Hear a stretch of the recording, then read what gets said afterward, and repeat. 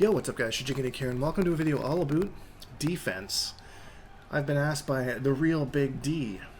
Now, is he like got a really big D, or is he like the real Big D? I don't know, that's the 50-50 right there.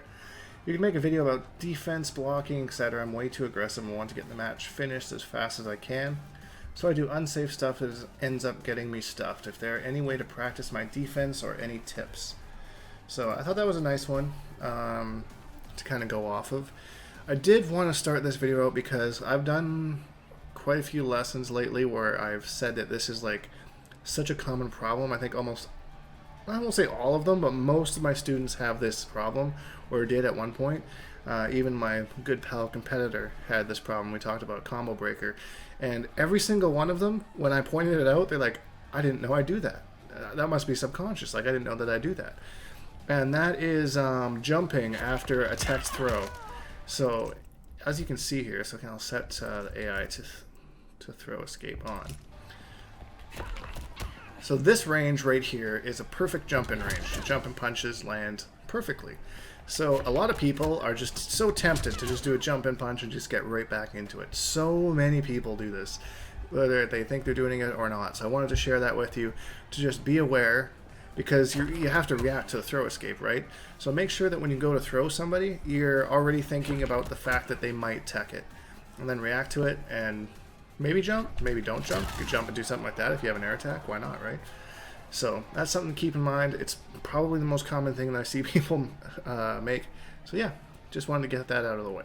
So if the issue that you're having is that you keep doing unsafe stuff to try and get the games kind of out of the way, just keep in mind that you can, you know, get games out of the way faster if you play a little bit safer. And what I mean by that is taking advantage of things like crushing blows, for example. Like Cetrion has got this one, the crushing blows, and that's not something that I would hit off of, you know, just trying to press buttons or whatever. That would be something that I would I'd counter. So that would be being defensive, blocking, maybe whiff punishing with the move.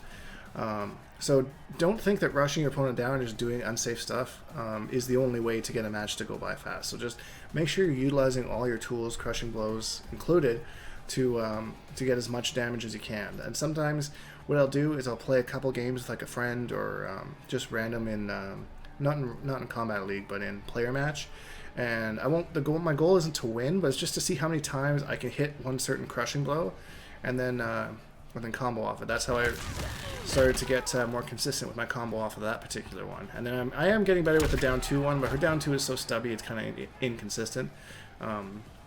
But, you know, maybe you have a character that has more than what Cetrion has, you know, so using one that I don't get very often is that one, because it relies on the opponent blocking late, which is kind of weird, but yeah, so I don't really have control over it. So, but every once in a while, I'll just see, you know, how effective I can make that, and how often I can get it. So that's kind of what I do. Play some matches, not really to win the matches, but just make your quote-unquote win you doing, you know, a successful crushing blow or something like that. So just thinking of all the ways you can get, you know, damage outside of just rushing an opponent down, keeping constant pressure on, and, you know, committing to super unsafe stuff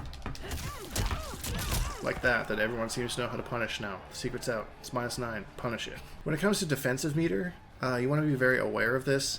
Make sure that you're using it, that you always know exactly how much you have, because I've played so many matchups with people where they'll run out of defensive meter, and then they'll go to wake up, and I'll just get a full combo punish because I knew that they didn't have any defensive meter to wake up, so I just hit them. So very, very important to keep that in mind, and how you use it should vary depending on the character you play. And I think this is really good advice that I was actually given at one point.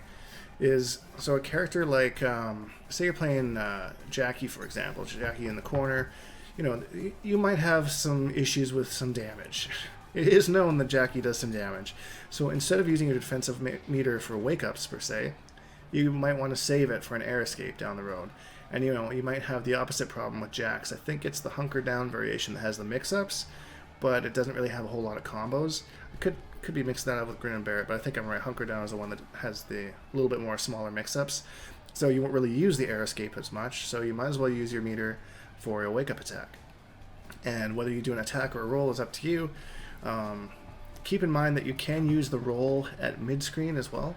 So I was just talking to a student about this as well, Brian, that you know, if I'm zoning you, you can make a read on the knockdown and use your forward roll and use the invulnerability of it to go around my projectiles and go in.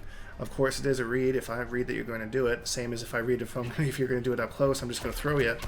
So, oh, but then you throw tech, and then you jump, and then I get a combo anyways. Sorry, I'm feeling a little goofy today. But, yeah, so you just keep in mind that you can use the rules full screen to move in. When I'm zoning somebody and they start doing that, that adds a whole other element to it, because that's something that I really have to be aware of, and it's another read that I have to make. If someone's not utilizing that tool, it's a lot easier for me to just, you know, not to have to worry about it. So even if you do it once or twice, just to put it in your opponent's head, especially when it comes to the Combat League where you only got like 2 games, you know, you gotta try and make it count. And then the opposite is also true. If, say, like Jackie's throw, for example, knocks me quite a ways away, and then I could just do like a get up backwards roll to put myself even farther away. So you can use it in that aspect as well. And don't forget that if you get knocked down, you know, you can just wake up with a string, you know, because a lot of people will back up, try to whiff punish your wake up. So, you know, that's a hard read, but you got to make it sometimes. And just wake up with some sort of forward advancing move to really try and catch them. You know, or a special move. Jackie's flying punch, for example, would be a good one. So I think that's it, guys. I just wanted to make a short video on some defense stuff, and yeah, just, you know, like I said, I'm a little bit, my brain's not working right, not really sure what to make as far as videos go. So I appreciate any input, anything you want a video made about, just let me know, and I'll, if I haven't already made it, I'll make it. Look through the old videos as well, because there may be, I've got a lot of people that ask for, can you make a video about this, and I've already made it. So like, you know, when the game first came out. So check those out as well.